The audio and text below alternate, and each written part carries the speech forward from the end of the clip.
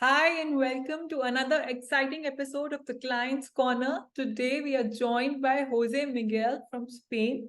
Jose is a very interesting man. He is a sports player himself. He's a Harvard graduate and he runs his own food and delivery marketplace.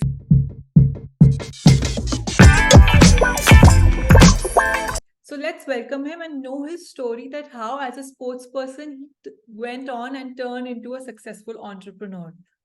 Hi, Jose. Welcome to the Client's Corner.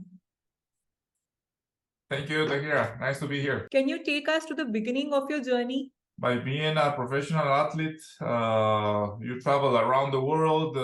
We also met a lot of people that after their career they become also business people. No, so this helped a lot to create the initial networking that I was involved. Let's say.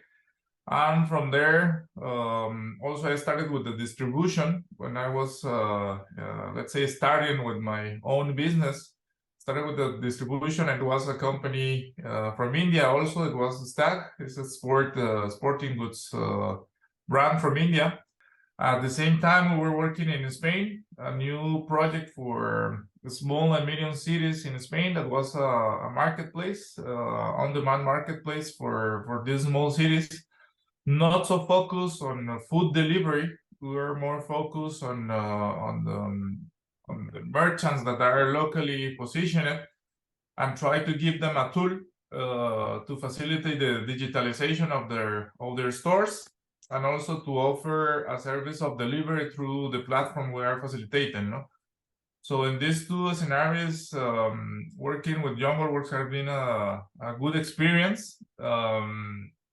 By, let's say, outsourcing this part of the technology that could take us really long time to build ourselves. Was it hard leaving sports for you?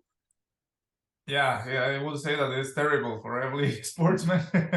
It's the hardest decision that you can take, but actually I was also, let's say, I was a sportsman, but also studying at the same time, which is, let's say, is not so normal. No? So I am engineering. And also I was making some master degree in Spain.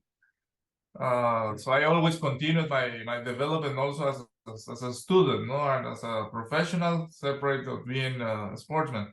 Why a Harvard degree? So I had the chance to make an online degree on Harvard where I was accepted. It's not so easy to be accepted there. A lot of questionnaires, but really great experience, and opening a really good and nice networking with very professionals, people in their areas. So yeah, it was a degree that it was mainly disruptive strategies. So what we were learning in this degree is how to keep the innovation on the companies. Being in this degree was a real nice experience where I opened my mind also to execute and not to only leave it in ideas.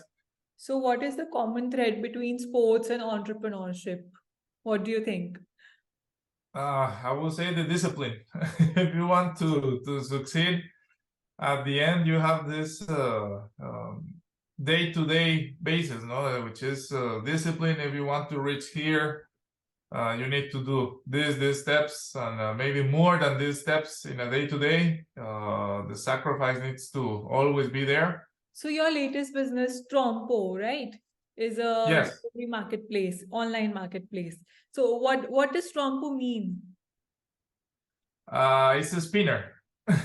Oh, It's a spinner. very popular toy here, so we call it trompo.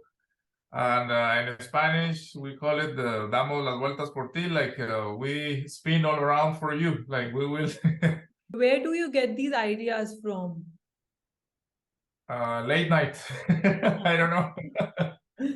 No, it's sometimes when you Person's are like, relaxed. okay, you're trying to sleep and suddenly an idea comes to you.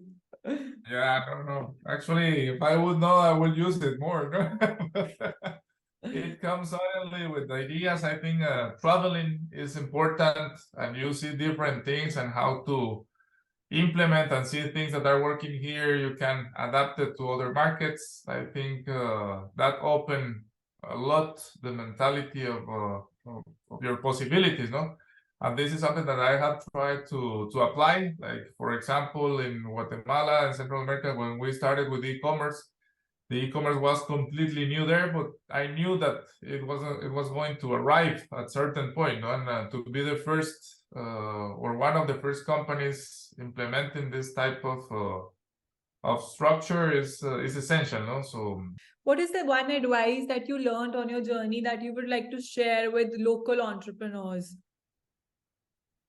I would say, for example, in Spain, you have to be patient. Right now, this challenge and this shift, let's say, from the physical stores to become or to have an online store, the mentality still is not there, I would say. So it was very challenging for us to start convincing the, let's say, the typical stores, let's say the fruit store, the meat store, all these typical stores, to show them that there is a possibility to sell online in their own cities, offering a service that they never thought about it or never thought it could work, having or offering these services to the customers.